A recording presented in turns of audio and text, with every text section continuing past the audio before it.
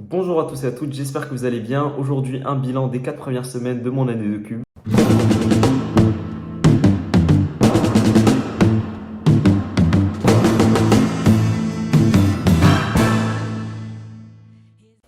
Donc voilà, déjà 4 semaines depuis la rentrée. Il s'est passé beaucoup de choses depuis. Je vous ai pas fait de vidéo d'ailleurs, je m'en excuse. Il y a une semaine où j'étais malade, donc je pouvais pas vraiment en faire. Il y a eu la semaine dernière où j'étais vraiment débordé par le travail tout simplement. Donc aujourd'hui, petit bilan en quelques minutes de ce qui s'est passé. Donc c'est une rentrée assez spéciale par rapport à celle en deuxième année. Parce qu'en deuxième année, il y avait vraiment le rush par rapport au concours, alors que là, un mois après, bah, j'ai l'impression que euh, il n'y a pas ce rush que j'avais en deuxième année. En tout cas, c'est mon ressenti à moi. 4 semaines après, je galère encore, pour tout vous dire, à trouver vraiment mon rythme de travail. Forcément, il y a des choses qu'on a déjà vues en deuxième année, donc il y a des choses qu'il n'y a pas besoin de revoir, d'autres qu'on va forcément approfondir. C'est pour ça qu'on est là en cube. Mais donc, ouais, cette troisième année, c'est un peu différent vis-à-vis de la deuxième année, vu qu'en deuxième année, il fallait fallait vraiment plonger dedans directement et voilà, ne pas relever la tête jusqu'au bout. Alors que là, justement, on relève la tête et on essaie de prendre du recul par rapport au programme. Et là, j'essaie vraiment de trouver ma méthode de travail, entre guillemets, qui va me permettre justement de bien revoir tout le programme de deuxième année et l'approfondir, que ce soit en maths, en géopo, dans toutes les matières en soi. Donc pour l'instant, moi, l'accent, je l'ai surtout mis sur les maths. J'essaie de faire beaucoup de maths. Ça a été ma grande erreur en deuxième année, c'est de ne pas avoir assez fait de maths et ça s'est vu dans les résultats au concours, notamment dans les maths parisiennes où j'ai été moyen. Donc j'ai eu un peu plus que la moyenne, que 10, mais c'était pas oufissime, sachant que je tablais sur les maths en deuxième année.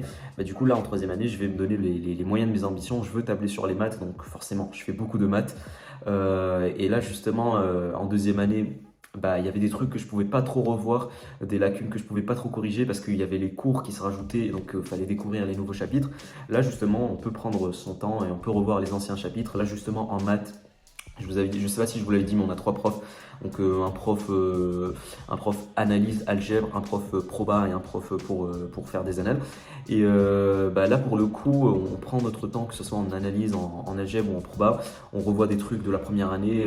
Forcément, c'est pas la même difficulté, c'est beaucoup plus dur. Là, on vise quand même les maths parisiennes, donc on voit des trucs vraiment techniques. On nous donne les bonnes astuces pour bien aborder les sujets et voilà les questions classiques et tout. Donc c'est ce que je fais en maths.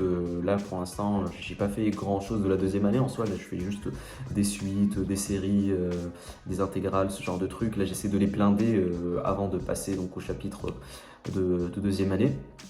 Donc ça c'est pour les maths. En géopo, bah, on se laisse guider par notre prof qui est vraiment bon. Donc lui il nous donne des polis pour tous les chapitres. On a déjà fini l'Europe.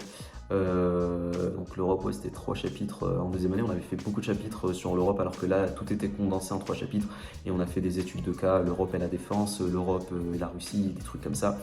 Donc c'est vraiment condensé, mais c'est des polis très synthétiques. Et là, en troisième année, ce que je vais faire en histoire, c'est que je vais apprendre par cœur. Parce que le prof, il a dit un truc qui m'a vraiment interpellé. C'est que justement, l'histoire, c'est pas une... Enfin, en tout cas, la géopo comme épreuve, c'est pas une épreuve de compréhension, enfin pas tant que ça. C'est plus une épreuve de récitation. Mais c'est vraiment le cas, hein. Moi, je l'ai senti au concours, je vous ai dit que j'ai pas été assez rapide et j'ai pas été assez rapide. Pourquoi? Parce que j'avais pas appris mon cours, je le connaissais, mais il fallait que je réfléchisse à chaque fois, à chaque sous-partie, il fallait que je me dise, ok, qu'est-ce que je peux mettre, quel exemple pourrait être intéressant, et justement, ça fait perdre du temps. Alors que là, justement, si j'apprends par cœur dès le début et que, arrivé au mois d'avril, bah, je connais tout par cœur, je sais quand est-ce qu'il faut caser tel ou tel exemple, bah, je pense que ça va aller beaucoup plus vite. Donc, c'est pour ça que l'histoire, désormais, ça va être du par cœur. Surtout que voilà, les polis, c'est généralement des dissertations donc en 3 parties, donc c'est assez facile de s'y repérer. Donc voilà. Et voilà, en parlant d'histoire, hier j'ai eu DS d'histoire, donc j'ai fait la carte. J'ai pas fini, tout à fait fini ma dissertation, j'ai bâclé la troisième partie pour faire la carte, mais voilà, justement, cette année j'aimerais faire la carte au concours, enfin même, ça sera une obligation. Donc voilà, et ouais, ça me fait une transition pour parler des DS. Donc les DS, bah, c'est plutôt compliqué à Saint-Jean, étant donné qu'on fait 2 DS par samedi, et surtout qu'on a 1 heure de pause entre 13h et 14h, enfin non, entre midi et 13h, et on reprend à 13h. Donc là pour l'instant il y a 2 samedis on a fait des DS, il y avait un samedi où il y avait le Way, moi je suis pas allé au Way donc voilà. Donc le premier samedi c'était les maths et les langues. Donc les maths j'ai galéré sur l'analyse, voilà c'est pour ça d'ailleurs que je vous dis que là je fais beaucoup d'analyse. J'ai galéré sur l'analyse mais les probas je m'en suis sorti.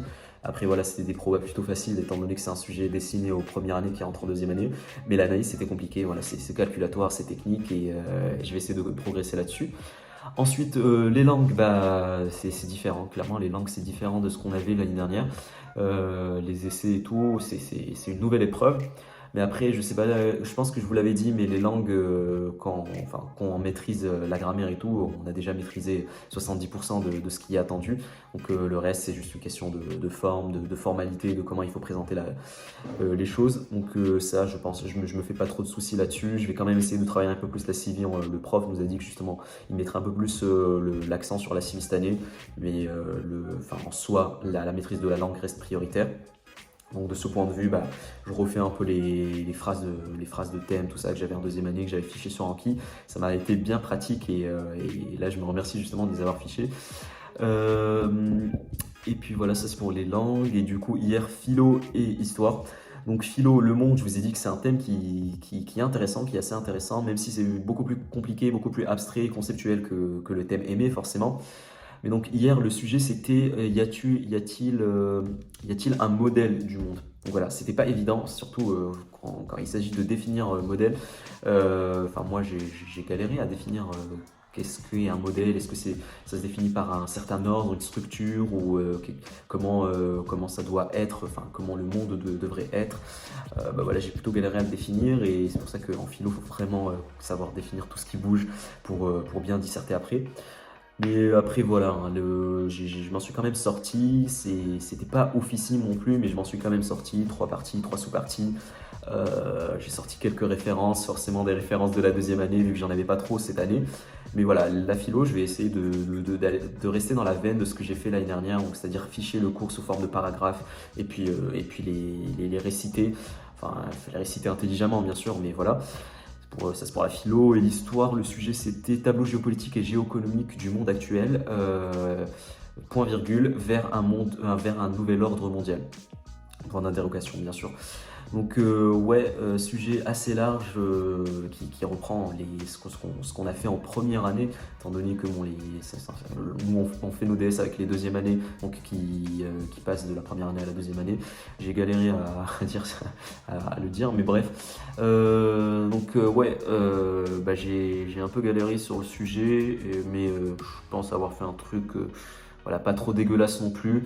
La carte elle est dégueulasse, voilà, mais j'espère avoir au moins un point ou un point et demi dessus. J'ai vraiment fait le strict minimum dessus. Et après, pour ce qui est de mon plan, bah, un plan où je dis que voilà, l'ordre mondial actuel, c'est celui instauré par les États-Unis depuis 1945. Il est peu à peu entamé par les puissances émergentes, puissances révisionnistes, comme vous voulez, et que finalement on se dirige vers un monde polycentrique, qui est déjà un peu le cas, mais ça va s'accentuer dans le futur. Mais voilà, c'est un sujet assez large, mais je pense que c'est bien de le faire justement, ça reprend tout en soi, ça reprend même les notions de deuxième année. Forcément, ceux qui ont fait la deuxième année, c'était un peu plus facile, on avait un peu plus de connaissances. Donc voilà, ça c'est pour l'histoire et bah, du coup je pense avoir fait le tour à peu près ces 4 premières semaines. Pour ce qui est du rythme de travail, bah, j'essaye, comme je vous ai dit, j'y suis allé progressivement, j'instaure des routines et tout. Cette année je fais des plannings sur Excel avec les cours, tout ça, pour vraiment bien m'y repérer. Peut-être que je vous montrerai, hein, si jamais ça vous intéresse, dites-le moi dans les commentaires, je vous montrerai comment je fais mes plannings. Et puis voilà. Donc là, pour ce qui est des week-ends, c'est toujours aussi difficile qu'en deuxième année. Et je travaille pas beaucoup, mais un peu plus qu'en deuxième année quand même, beaucoup plus même. Mais voilà. De toute façon, moi je mets toujours l'accent sur le travail en semaine et le week-end je me repose. De toute façon, là j'ai pas trop eu le temps pour me reposer, étant donné que j'ai eu 8 heures de DS hier. Donc à partir de là, je pouvais pas travailler hier soir. Et aujourd'hui, bah, j'ai travaillé, mais pas tant que ça. Donc voilà, c'est tout ce que j'avais à vous dire. Et voilà, j'espère que ça vous donne à peu près. Enfin, maintenant, vous savez à quoi vous attendre si jamais vous cubez l'année prochaine. Je vous le souhaite pas, mais voilà, c'est ça la cube. Moi, on m'avait dit que les 4 premières semaines ne sont pas évidentes. Effectivement, c'est pas évident parce qu'on est un peu perdu, pas parce que on sait pas quoi faire. Enfin, Justement parce qu'on sait pas quoi faire, mais parce qu'on sait pas quoi faire étant donné qu'on maîtrise déjà un paquet de trucs et que justement on a l'embarras du choix. Est-ce que je travaille tel ou tel chapitre ou voilà, alors qu'en deuxième année justement il y a une progression linéaire. Donc voilà, la cube c'est justement il y a beaucoup de choix qui doivent être pris et moi c'est comme ça que je le vis pour l'instant. Donc vous verrez au fil des semaines comment ça va évoluer. Donc voilà, vidéo assez longue mais forcément 4 semaines résumées en 11 minutes. Et du coup, moi je vous souhaite une bonne fin de semaine, une bonne soirée et un bon début de semaine surtout. Et on se dit à la semaine prochaine. Salut!